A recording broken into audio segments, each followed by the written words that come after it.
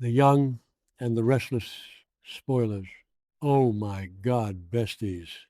Welcome back to the channel. Today is Tuesday, a beautiful day, but my soul is currently in shambles. Grab your iced coffees, lock your doors, and strap in because we have so much to talk about, and I am physically vibrating from the drama. Let's go. You guys, I am deceased.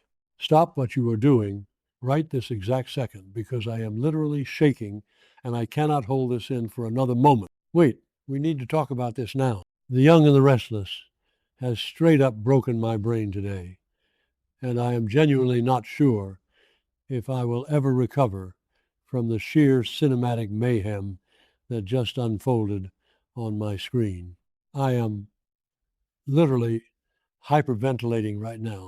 I was mid-skincare, minding my own business, trying to have a peaceful evening, and I gasped so hard I smeared charcoal mask all over my pristine white rug. But I don't even care about the rug because what I just witnessed with Nick and Victor Newman has destroyed me.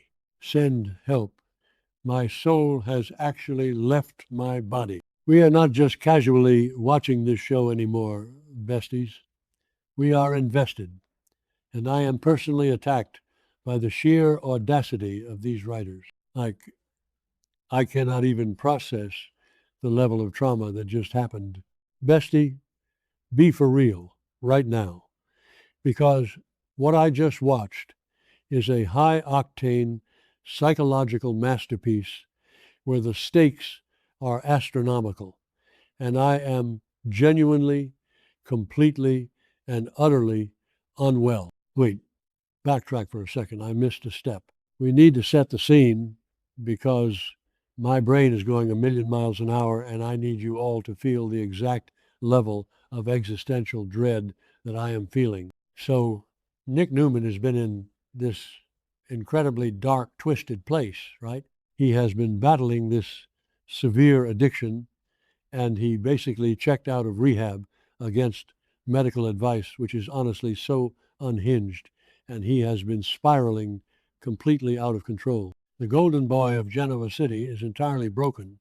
He has been having these terrifying fentanyl nightmares, hallucinating at crimson lights, tearing open sugar packets that he thinks are drugs, and just completely losing his grip on reality. And we all know exactly who is to blame for this psychological torture. Matt Clark, that absolute menace, basically pushed Nick into this chemical dependency, forcing him to use fentanyl to calm down and cocaine to get angry enough to fight back. Matt Clark literally orchestrated this entire downfall, trapping Nick in that rundown gas station in Vegas, and now Nick's brain chemistry is just entirely fried. I am so furious.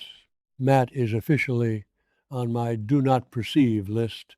I am so done with him, ruining the Newman family's lives. But Nick is the one paying the ultimate price, and watching him suffer is genuinely tearing my heart into a million tiny, jagged pieces. Oh, hold on.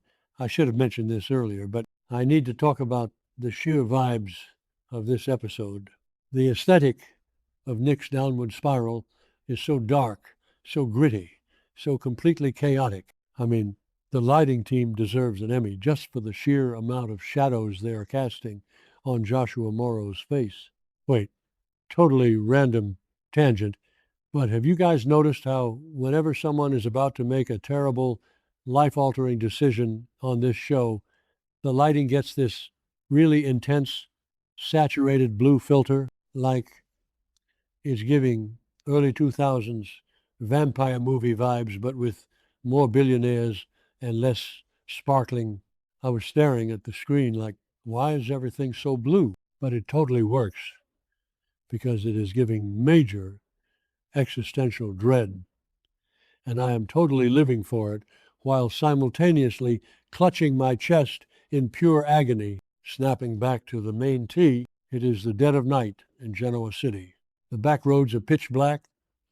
The weather is ominous, and Nick is completely out of his mind. He is high, he is desperate, and the cravings are screaming in his head. He decides he needs to go buy more drugs. He gets into his car, and you can just see the absolute desperation radiating off of him. He is sweating, his hands are shaking as he grips the steering wheel, and his eyes look completely hollowed out. It is straight up horrifying to watch a character we have loved for decades sink to this level of absolute rock bottom. I am watching this through my fingers, screaming at the TV, "Nick, stop! Turn the car off!"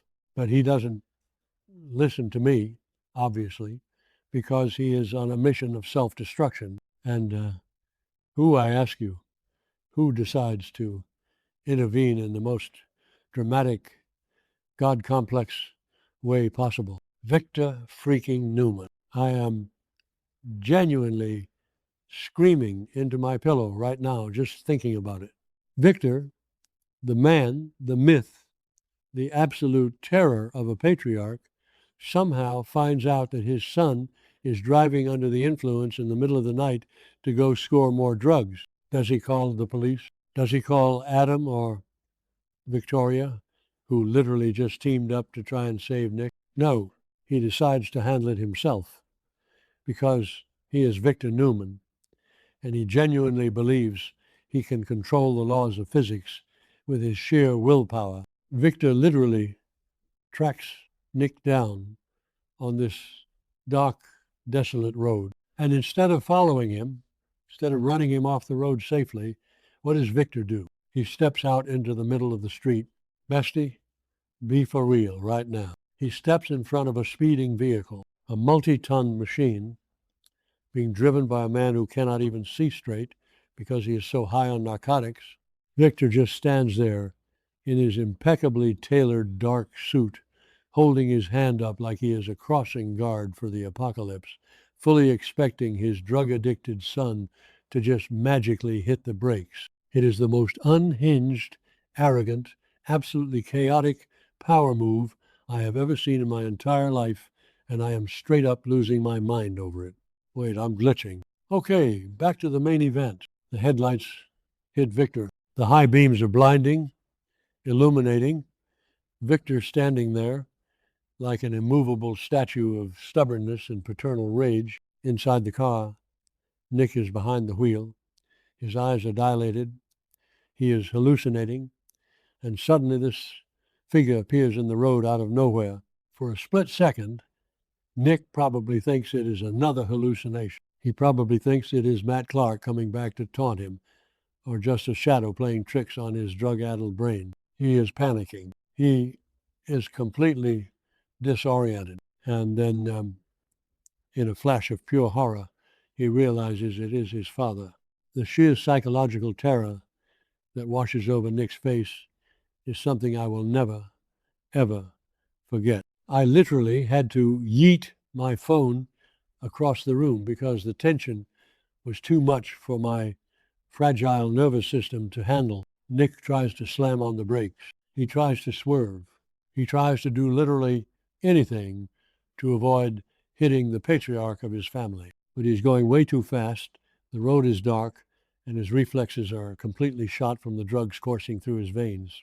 The tires screech, that horrible, ear-piercing, gut-wrenching sound of burning rubber on asphalt that just drops your stomach into your shoes and then impact. You guys, I am deceased. He actually hits Victor. The sound of the thud, the way the scene was shot, the absolute cinematic mayhem of the collision. It is straight up horrifying.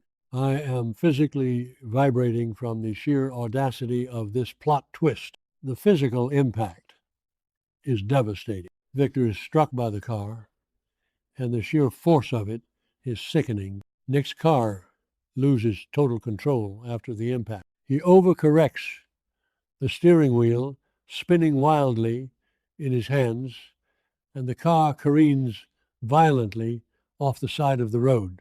There is a deafening crash, glass shattering everywhere, metal crunching and folding in on itself, and smoke billowing up into the night sky from the wrecked engine. It is a total, horrific disaster zone. And then there is just silence, the kind of heavy, suffocating silence that makes your ears ring. I am literally hyperventilating right now, just recounting it to you. Send help. My soul has actually left my body and is currently floating somewhere above Genoa City. Who's going to survive this? Are they both dead? Is Victor Newman, the indestructible titan of the business world, the man who has survived literally everything, going to be taken out by his own son's tragic addiction spiral? And Nick is trapped in that crushed, smoking car, probably bleeding out, completely broken, both physically and mentally. If he survives, how does he ever live with himself knowing he ran over his own father while high on drugs? They are officially on my do not perceive list. I am so done with these men breaking my heart and ruining my peace of mind. I cannot handle the gravity of these events. I am too unwell for this level of television. Did I say that yet? Oh, my brain is mush moving on. But seriously, think about the ripple effects this is going to have on the rest of the canvas. Think about poor Nikki. She is sitting at the Newman Ranch right now, probably looking at romantic gondola brochures for their upcoming trip to Venice, completely oblivious to the fact that her husband and her son are currently bleeding out on the cold asphalt. She literally just got her vision back. Her bandages were just removed. And the first thing she is going to have to see with her restored sight is her family completely obliterated in a mangled car wreck. The emotional damage this is causing me is astronomical. I am personally attacked by this storyline, and I demand compensation for my therapy bills. And what about Adam and Victoria? They literally just formed an unexpected alliance to try and save Nick. They recognized how bad his addiction was getting. They put aside decades of bitter, toxic sibling rivalry to try and pull their brother back from the brink, and they were too late. The guilt is going to eat them alive. Adam is going to spiral into his own dark place because he knows exactly what it is like to be the family pariah, and Victoria is going to go full corporate ice queen to cope with the trauma. The entire Newman empire is going to be thrown into absolute chaos without Victor at the helm and with Nick facing potential vehicular manslaughter charges. I am calling it the villain arc is about to go nuclear for whoever is left standing in this family. Wait, backtrack for a second. I missed a step. How did Nick even get the keys to a car? Why was no one watching him 24/7? He checked out of rehab against medical advice, and everyone just let him wander around with access to a multi-ton vehicle? Honestly, the negligence of this family is straight up criminal sometimes. But also, Victor stepping in front of the car, that is classic, unadulterated Victor Newman. He genuinely believes that his sheer willpower can stop a moving vehicle. He thought he could just command Nick to stop, and Nick's subconscious would instinctively obey the sound of his voice. It is a fatal level of hubris. And don't even get me started on the vibes of that final stare down right before the hood of the car made contact. It was chilling to the bone.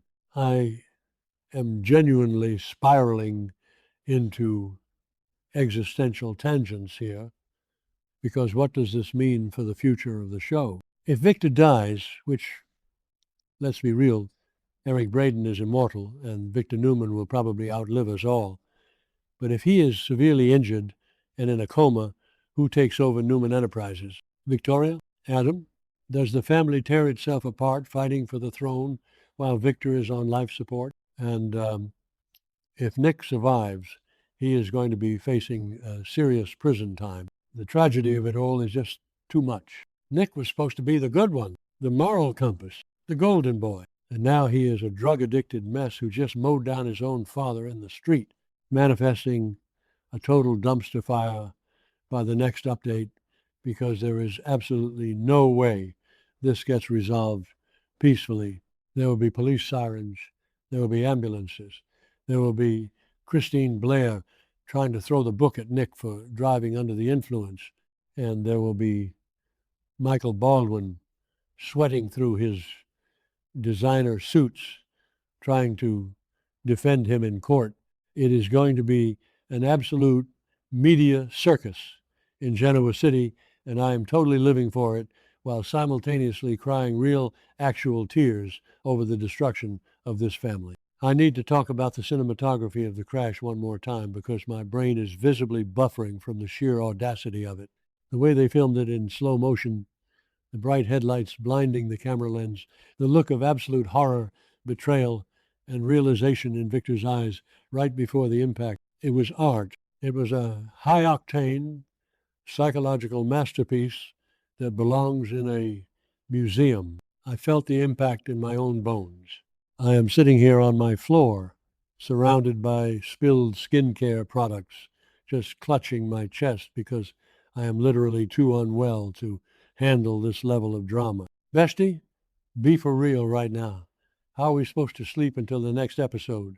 I am going to be staring at my ceiling all night, replaying that screeching tire sound and the crunch of metal in my head on a continuous loop. This specific betrayal of my emotional stability has personally attacked my soul. The writers woke up today and chose absolute violence, and now this situation is my entire personality. I am not okay, and I will not pretend to be. To wrap up this manic 3 a.m. voice note of a recap, basically, the Newmans are entirely destroyed. Nick is a tragic, broken wreck. Victor might literally be on death's door, and the rest of the family is about to implode in spectacular fashion. Keep your group chats ready, because when the aftermath of this hits our screens, we are going to need a massive support group to process the grief. I am straight up exhausted from the adrenaline pumping through my veins. Until next time, stay safe, don't step in front of moving cars, and please, please pray for my sanity.